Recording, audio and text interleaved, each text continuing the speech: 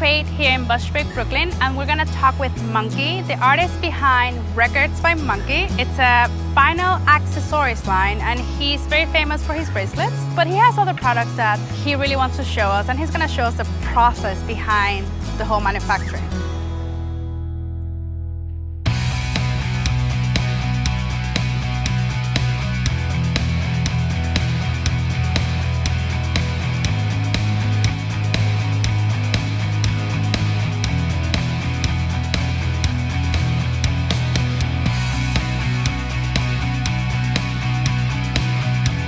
Hey, Jenifer, welcome to the Crate. How are you? Good, how are you? Good. Thank you for having me. Yeah, come on in. Let's check out the space. Thank you.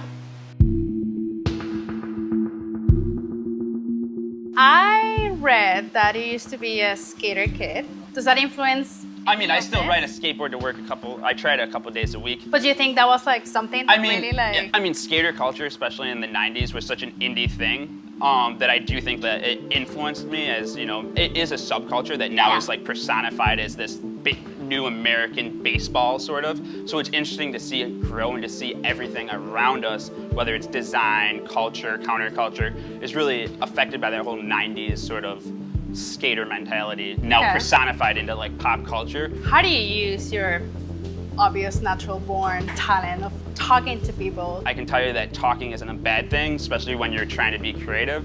It's sort of the best thing for it. You were raised upstate New York in a very industrial city. Do you think that whole industrial context where you were raised and like that it was around you, do you think it like, you know, somehow influenced this very like industrial sort of thing? I mean, it's just interesting to be in this manufacturing neighborhood and then reflect back on how to appreciate, you know, where I came from and how all these things were built there, and how I feel like I learned, moving to New York, I really fell in love with manufacturing and not as much as design, whether it's architecture and products and things like that. Where in Watertown, I don't think I really took it all in. So what's behind the name of your business? But until I started putting like the monkey on the back of all the bracelets, and I added Wrecords by Monkey, which is my childhood nickname, it sort of gave this like life to the whole brand that it was missing. You know, like people relate to one being a DJ and two, oh my God, I used to have the nickname Monkey, or it means, you know, it represents that youthful energy and like people associate that with my personality. So you use repurposed vinyl records. I'm just wondering if that has anything to do with the final product or the shape, or how is it gonna be? People usually weed through our records for $1, and then if they don't cut it up, then we turn it into our bracelets and product. Our goal is to have trickle down, so people, quote unquote, no good music's harmed in the process, which, you know, sometimes could be BS, but we really try to stand behind that.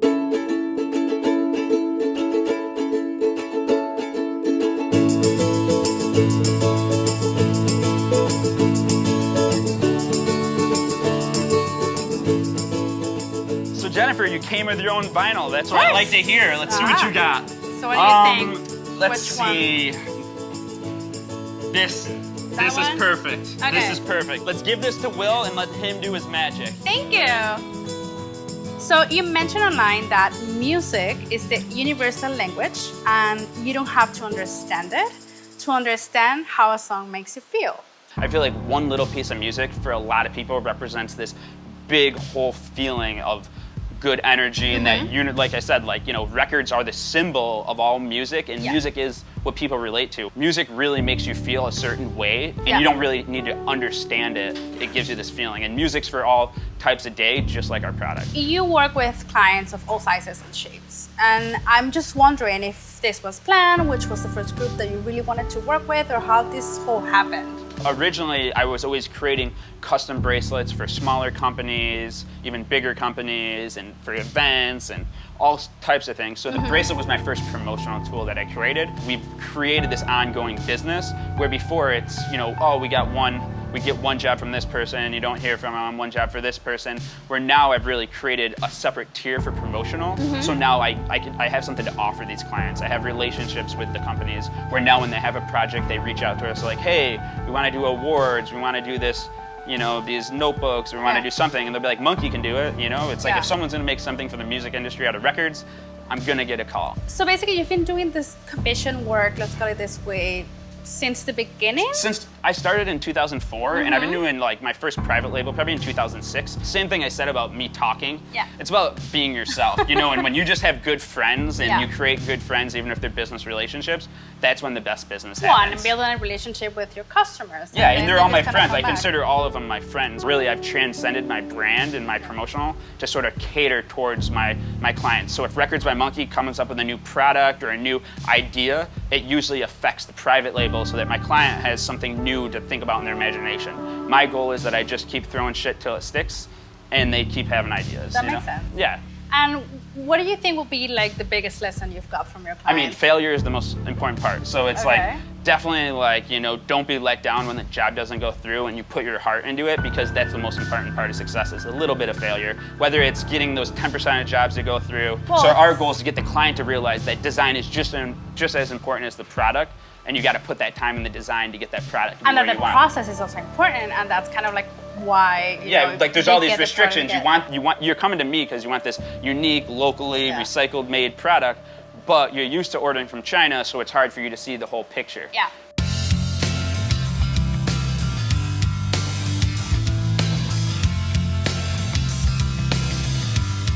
All right, so we're all set.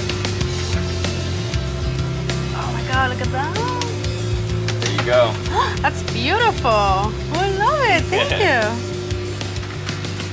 We got 2 stands. Okay. So this will fold up. Set that down, Why not and just... the record will sit right in. Oh, look at that.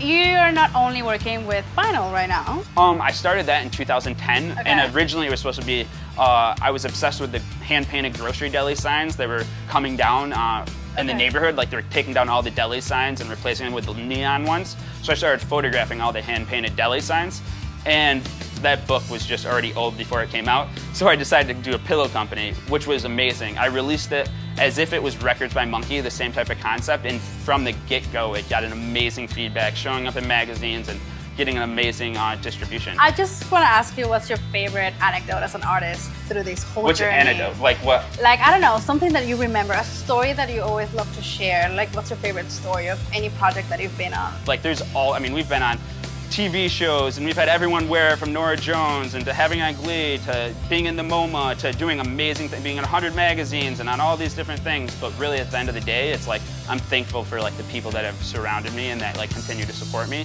And you know, number one being like my significant other and my team. You know? That's great. I love them all. I cannot make a decision. So how about you just like close your eyes and pick one randomly? All right. Okay. All right. What was it? Oh, look at that. I got to chop it down to size. Okay.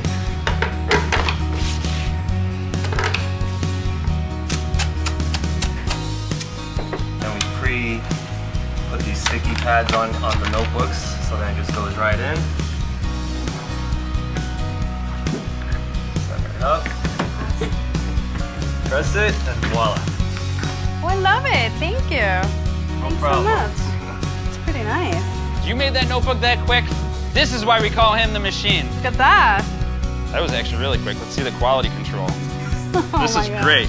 It's been amazing sharing this time with you. And I just, you know, for all the curious people that are like getting to know you, listening more about your, you know, your journey, I was just wondering if you have any advice just to, you know, build Of course. up on this. I mean, I have one big piece of advice. Yes. If you're not happy, jump ship. You gotta be happy. Much like skateboarding, you gotta have a couple scraped knees and elbows to really achieve your goals. And I feel like that's just like in a business, you know? Yeah. Staying focused, staying passionate, and just keeping at it is what you can do, because failure is, like I said, is the only thing that's gonna help you.